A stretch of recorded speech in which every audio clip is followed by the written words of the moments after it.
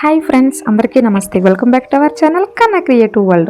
ఈరోజు మరొక బ్యూటిఫుల్ వీడియోతో అయితే మీ ముందుకు వచ్చేసానండి. అదేంటి అనుకుంటున్నారా? ఈరోజు సండే స్పెషల్ గోంగూర బోటీ కర్రీ అండి. సో అందుకోసం అయితే గోంగూర కట్ చేస్తున్న మా ఫ్రెండ్ మీ అందరికీ కూడా హాయ్ చెప్తుంది.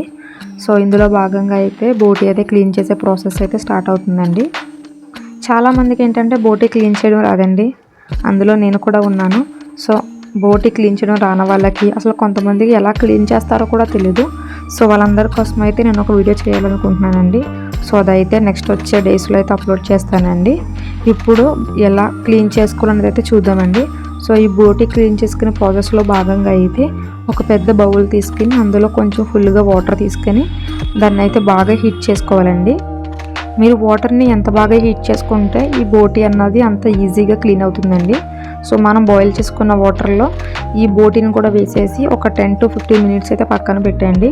అలా పెట్టడం వల్ల ఏమవుతుందంటే ఒక 10 to 15% బోటీ అన్నది కుక్ అవుతుంది.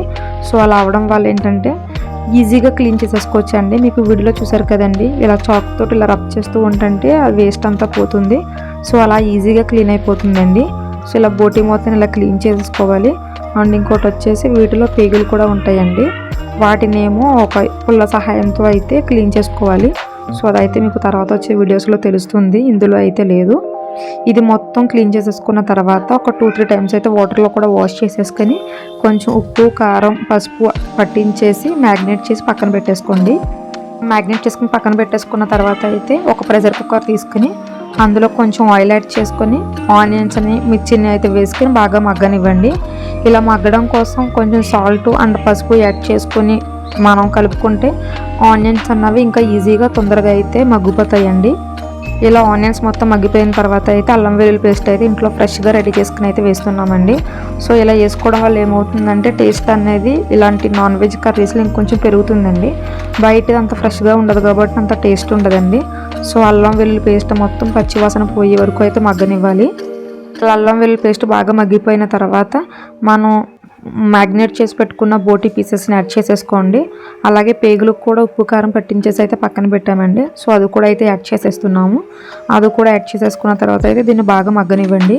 ఇలా బాగా మగ్గిన తర్వాత అయితే ఇందులో కొంచెం ఉప్పు, కారం, పసుపు అయితే యాడ్ చేసుకోవాలి.